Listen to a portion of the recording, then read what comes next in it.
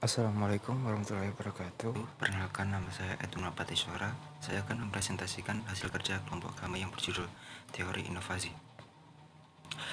Teori dari inovasi. 1. Teknologi as groove punctuated equilibrium. 2. Dominant design. 3. Absorptive capacity. 4. Creative destruction. 5. Infractional social innovation model. Teknologi as groove punctuated. Di era teknologi gen, superkonduktor dan superkomputer sering dikatakan bahwa inovasi terutama merupakan terobosan dari teknologi yang ada. Misalnya, telah dinyatakan bahwa teknologi audio baru mungkin gagal menggantikan CD audio yang sudah ada karena tidak ada yang mampu menawarkan peningkatan kinerja 10 kali lipat yang diperlukan. Di atas teknologi CD ekonomi 1996. Di sisi lain, telah ditetapkan bahwa banyak kemajuan teknologi berasal dari aliran peningkatan bertahap dari waktu ke waktu. Di sejumlah industri juga diamati bahwa periode panjang peningkatan inkremental cenderung terganggu oleh periode pendek inovasi radikal. Contoh, Dolby Atmos. Teori dominant design. Dominant design adalah konsep manajemen teknologi yang dikenalkan oleh Arthur Black dan Abernathy pada tahun 1975. Dominant design adalah desain yang memenangkan kesetiaan pasar. Desain yang harus dipatuhi oleh pesaing dan inovator jika mereka berharap untuk mendapatkan pengikut pasar yang signifikan. Contoh, kemunculan dominant desain di pasar platform smartphone adalah iPhone.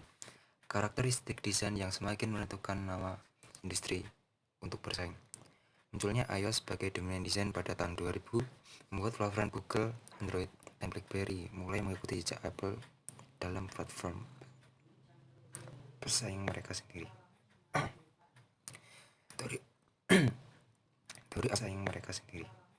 Teori absorptive capacity.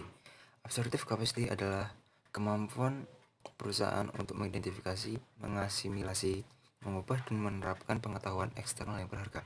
Atau dengan kata lain, absorptive capacity adalah batas kecepatan atau kuantitas informasi teknologi yang dapat diserap oleh perusahaan.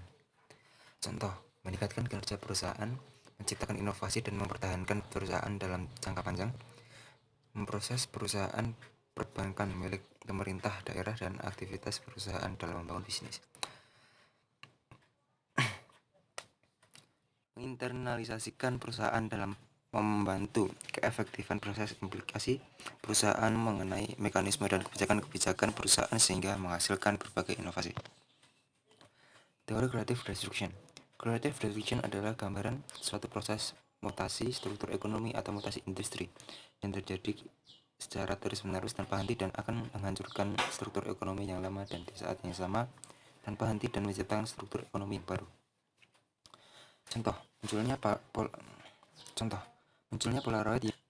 Munculnya Polaroid yang dulu sangat inovatif sekarang hilang dari peredaran akibat munculnya teknologi kamera digital, kaset dan burung Walkman, diganti dengan MP3 disk dan kemudian diganti dengan MP3 player, iPod, dan sekarang bahkan diganti dengan streaming melalui internet.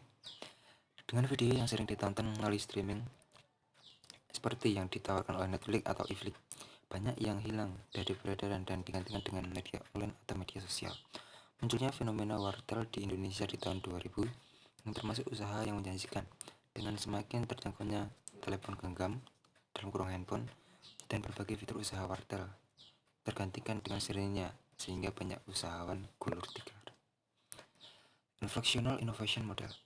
Formasi model bisnis adalah tentang kemampuan untuk memikirkan kembali bisnis Anda saat ini untuk menemukan aliran pendapat baru dan mempertahankan keunggulan kompetitif. Hal ini dapat dilakukan baik dengan meningkatkan modal bisnis yang ada atau dengan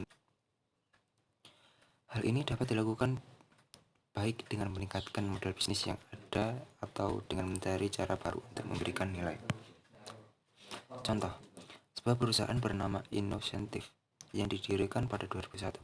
Perusahaan ini menyediakan jasa penelitian dan pengembangan biomedis serta farmasi untuk perusahaan-perusahaan lain yang bergerak di bidang industri lain. Apa yang ditawarkan oleh Innocentive adalah relasi antara pencari dan pemberi. Terima kasih.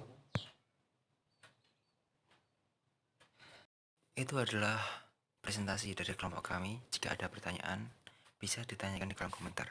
Wassalamualaikum warahmatullahi wabarakatuh.